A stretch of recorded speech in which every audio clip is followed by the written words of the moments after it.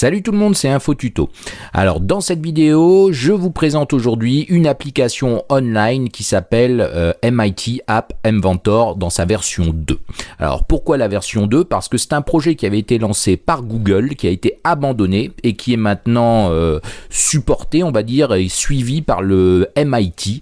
Et donc cette application est disponible à l'URL ici que vous pouvez voir, appinventor.mit.edu. Alors en quoi ça consiste? Tout simplement à vous permettre de créer une application pour smartphone Android, smartphone évidemment ou tablette, de façon très facile, sans aucune ligne de code, sans connaître le développement. Alors je vous montre tout de suite comment ça marche. C'est lié à votre compte Google, donc vous faites ici sur le site Create Apps. Et vous arrivez sur cette interface. Alors ici on vous demande ici actuellement un sondage, mais on va le passer. Et donc vous pouvez voir que je suis logué ici avec une adresse Gmail et tous les projets ici qui sont actuellement vierges, mais si vous faites des projets, ils vont venir se stocker ici et vous allez pouvoir récupérer ça très facilement. Alors vous créez un nouveau projet, vous l'appelez comme vous voulez. Ici dans mon cas je vais l'appeler test. Et comment ça se présente? Vous avez ici l'affichage d'un smartphone. Vous avez ici des palettes avec dedans, vous avez tous des composants. Donc ces composants vont être divers et variés. Vous pouvez voir qu'ici c'est tout ce qui est user interface. Alors ce qui est intéressant aussi, c'est que c'est en anglais, mais vous pouvez passer ça en français, ce qui va permettre à ceux qui sont pas à l'aise avec la langue de Shakespeare, d'avoir tout les contrôles en français et même au niveau des blocs ensuite vous allez voir. Donc vous avez des contrôles comme des boutons, des sliders, des zones de texte de saisie. Vous avez ici dans la disposition tout ce qui va être arrangement au niveau de l'interface. La palette média, tout ce qui est caméra, caméscope pour utiliser ça au niveau de votre smartphone, et vous en avez plein d'autres, du dessin pour faire des jeux, les capteurs de l'appareil, comme si vous voulez utiliser le capteur GPS, le capteur NFC, le capteur d'orientation, etc. Vous avez ici une horloge pour récupérer le temps système ou faire des timers, parce que c'est important. Au niveau social, vous avez pas mal de choses, vous pouvez interagir avec votre téléphone, ici comme l'appel téléphonique, ou interagir avec les SMS reçus, etc. Vous avez d'ailleurs, vous pouvez faire très facilement ici avec les médias, il me semble, vous pouvez utiliser la reconnaissance vocale ou le texte à parole, text to speech, ou la traduction d'ailleurs, un service de traduction instantanée. Franchement, je l'ai testé, c'est super facile à utiliser. Vous pouvez très bien faire lire vos SMS très facilement. Vous avez aussi du stockage possible avec des fichiers ou des bases de données comme TinyDB, TinyWebDB, ou même les contrôles fusion de table. Donc ça, c'est les applications du Google Drive qui vous permettent en fait de gérer des applications online, enfin des données online avec votre application. Au niveau connectivité, vous avez ici le Bluetooth, vous avez plein de composants, donc je ne vais pas rentrer dans le détail parce qu'il faudrait faire un cours, mais vous allez voir, pour ceux qui sont assez à l'aise avec l'informatique, c'est très simple de l'utiliser. Vous avez aussi un composant expérimental ici qui est FirebaseDB, qui est en fait une base de données gratuite jusqu'à une certaine limite, mais vous allez pouvoir l'utiliser aussi. Des extensions, vous pouvez ajouter encore d'autres composants dedans. Alors comment ça va marcher? Je vais vous montrer un exemple très rapidement. Alors on va prendre ici un composant label qui affiche du texte. Pour ceux qui ont fait un peu de développement, ça va vous parler. Je peux ici modifier ses propriétés dans la colonne de droite. Par exemple, passer ici sa taille à 25. Je peux remplir le composant sur le parent, remplir le parent. On peut voir que ça prend toute la largeur de l'écran. Et ici, au niveau du centre, je peux centrer le texte sans aucun souci. Donc on peut voir que les composants sont ici, leurs propriétés sont à droite. Donc là, je vais vider le texte pour faire une application très simple. Je vais mettre ici un bouton en dessous. Je vais faire pareil, je vais remplir le parent par exemple, et ici on va lui mettre en propriété de texte affiché par exemple, peu importe. Donc là j'ai une application qui fait rien. Comment ça va fonctionner au niveau du code? C'est des blocs en fait, tout simplement. Donc ici vous avez les propriétés des composants, tous les composants sont utilisables là, et ensuite pour faire une action à votre application, vous allez au niveau des blocs. Alors ça rappelle Scratch pour ceux qui connaissent, c'est le même principe.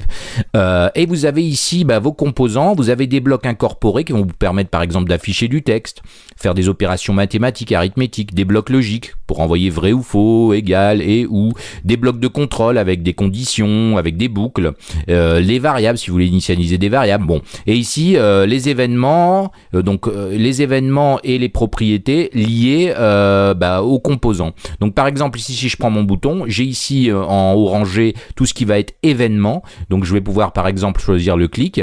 J'en ai plein d'autres, focus reçu, focus perdu, enfoncé, bouton retiré. En vert vous avez les propriétés. Donc je vais prendre ici Quand bouton un clic, qu'est-ce que je vais faire? Je vais prendre ici une propriété, mettre mon label 1, et là, je vais choisir sa propriété, texte, et je vais aller chercher un bloc incorporé de texte, et je vais lui faire afficher, par exemple, le Hello World, qui est quelque chose d'assez fréquent quand on démarre quelque chose. Et là, comment tester son application? Vous avez plusieurs possibilités. Soit vous connectez en USB avec un câble, soit vous utilisez un émulateur, soit vous avez le compagnon AI qui va vous donner un flash code, en fait, tout simplement. Il faudra sur votre smartphone mettre une application qui s'appelle le compagnon, qui est disponible sur le store. Vous flashez et vous allez en direct le résultat. Évidemment, vous pouvez, au niveau de construire, créer carrément ici un APK et le récupérer sur votre ordi. Donc c'est relativement simple. Et dans le cadre où vous voulez utiliser l'émulateur ou l'USB, il vous faudra l'AI Starter. Donc c'est un programme que vous allez retrouver, qu'il faudra installer sur votre machine. Alors pour récupérer le starter qui fait partie du pack Tools, vous allez de nouveau sur la page d'accueil de MIT App Inventor, vous cliquez ici sur Get Started Start et vous avez ici les setup instructions. Donc ça va être simple, on va vous expliquer ici quelle méthode vous voulez utiliser. Vous avez d'ailleurs ici le lien vers le Google Play par rapport à l'application que vous pouvez installer sur votre smartphone qui est MIT AI2 Compagnon. Donc qui vous permet tout simplement de faire une liaison sans câble, sans rien. En fait, vous allez scanner un QR code et vous allez pouvoir tester votre application en live sur votre smartphone sans rien, sans raccorder. Ça va passer par les serveurs du MIT App Inventor et en fait vous allez récupérer le code tout simplement sur votre smartphone, mais vous pouvez aussi l'installer comme ça, donc c'est quand même très intéressant. Alors nous, ce qui va nous intéresser, je vais revenir ici sur la première page, c'est une des trois méthodes, donc la recommandée en Wi-Fi avec le compagnon. Ensuite vous avez ici, si vous n'avez pas de terminal Android, ou ici si vous voulez le connecter avec un câble USB. Donc là on va utiliser l'émulateur, évidemment je n'ai pas, admettons, de smartphone Android. Vous installez ici les tools qui vont être ici pour Mac, pour Windows ou pour Linux, vous cliquez et sur la page vous avez ici l'installeur et vous installez ici MIT App Inventor Tools. Donc une fois installé, évidemment vous le lancez. Moi je l'ai déjà fait et on lance l'AI Starter et on peut voir ici qu'on a une fenêtre en ligne de commande avec l'émulateur, enfin pas l'émulateur, pardon, le serveur ici qui va être géré. Tout simplement, on n'a pas besoin de trop comprendre les choses. C'est vraiment fait pour ceux qui débutent. Donc ensuite, si je retourne au niveau d'MIT, si je veux tester mon application, maintenant je vais faire Connect Emulator et là on va devoir patienter le temps que l'émulateur s'ouvre. Alors c'est pas très rapide, mais pour ceux qui n'ont pas de smartphone Android, vous pouvez voir que du coup c'est possible de développer des applications sans avoir de terminal Android ou une tablette. Et puis là l'avantage c'est que vous pouvez tester en live, vous allez voir, c'est très intéressant. Donc on va pouvoir tester notre petite application qui est très simple, un bouton, quand on clique on affiche Hello World dans le label qu'on a placé. Vous pouvez voir que c'est enfantin, c'est basé, c'est aussi simple que Scratch. J'étais très sceptique quand je l'ai essayé la première fois, je me suis dit bon ça ressemble à Scratch, c'est pour les enfants, et effectivement c'est aussi simple que Scratch, mais on peut aller quand même bien loin parce qu'on peut faire des applications de dessin, on peut faire des applications avec la caméra, on peut faire des applications de géologue, on peut faire vraiment plein de choses, on peut utiliser l'app starter, l'activity starter pour lancer et faire la jonction avec des applications sur le smartphone. Enfin, il y a plein de possibilités et les bases de données, évidemment, vous avez tout ce qu'il faut. Donc voilà, on peut voir ici que l'émulateur est lancé, je vais cliquer sur le bouton afficher et on peut voir que ça affiche bien Hello World. Alors c'est très simple à utiliser. Alors ce qui va être bien, c'est qu'on va pouvoir par exemple faire ça en temps réel, modifier le design et on va voir tout de suite ce qui se passe. Donc je vais modifier ici ma mise en page pour avoir l'émulateur ici sur la droite et ma page web à gauche. Voilà, et donc ici vous avez bien compris le principe. Je pourrais aussi par exemple, si je vais au niveau du label, j'ai d'autres possibilités. Par exemple, je peux changer le font size en cliquant sur le bouton. À ce moment là je vais pas affecter ici un bloc de texte, mais je vais afficher des maths, un bloc de maths, et je vais dire par exemple qu'il passe à j'ai mis 25, je vais mettre 35 et là on va mettre bonjour à la place des lots, qu'on voit bien le changement. Si je clique, j'ai bien bonjour avec une taille supérieure.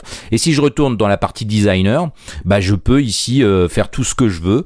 Je peux rajouter des labels, je peux rajouter des listes. Il y a vraiment beaucoup de choses. Par exemple ici un list view. Je peux par exemple ici prendre la hauteur sur fil par exemple pour qu'il remplit tout le smartphone. Et on peut voir que j'ai bien ça ici. Et ici on a des éléments. Donc je vais mettre par exemple A, virgule B, virgule C, virgule D. copier, voilà, et on a ici les éléments, vous allez voir, qui se mettent à l'écran. Je peux les sélectionner, je pourrais faire des actions tout simplement dans ma partie bloc. Imaginons ici que je prends mon list view, after picking. Alors je suis reparti en anglais, par contre, oui, j'avais fait un changement, excusez-moi. Donc pour partir en français, évidemment, vous faites menu français. Mais par exemple ici, je vais tout simplement ici prendre le label et dire que le label, alors qu'est-ce qu'on peut faire? On va prendre le texte et on va dire qu'on prend la sélection. Donc tout simplement ici, list view 1. Et je vais choisir la sélection. Et si je clique maintenant, on peut voir que j'ai C, A, B, D. Enfin voilà. Donc vous pouvez voir que c'est super simple à utiliser. C'est vraiment quelque chose que je vous encourage pour ceux qui ont envie de se tester au développement d'applications pour Android ou même des petits jeux, ça marche aussi. Allez voir ça d'un peu plus près parce que ça fonctionne vraiment très bien et c'est très facile à utiliser. Donc voilà, n'hésitez pas à mettre un petit pouce bleu sur la vidéo si ça vous plaît. Si vous n'êtes pas abonné, faites-le au plus vite. Vous serez informé comme ça de toutes les nouvelles vidéos et astuces. Et moi, je vous dis à bientôt pour une prochaine vidéo. Bye bye!